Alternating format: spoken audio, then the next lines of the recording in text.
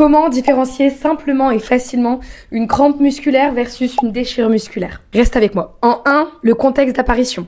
La crampe, elle survient plutôt de manière brutale, au cours d'un effort, majoritairement en fin d'effort, ou dans un contexte de déshydratation. La déchirure musculaire survient plutôt au cours d'un mouvement brutal, d'un sprint ou d'un saut.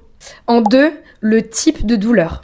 La crampe, ça va être un coup de jus, une douleur intense, spasmodique et transitoire. La déchirure musculaire, ça sera plus un coup de poignard, une douleur vive, localisée et persistante.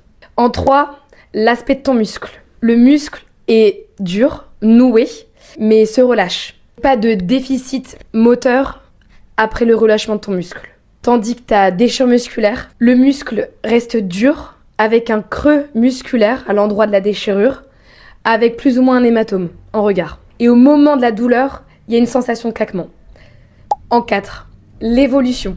La douleur de la crampe va disparaître après un bon étirement et une hydratation. La déchirure musculaire, elle, va entraîner une douleur qui va persister malgré l'étirement. Ajouter à ça une impotence fonctionnelle partielle ou plus ou moins totale. C'est-à-dire que tu vas galérer à marcher.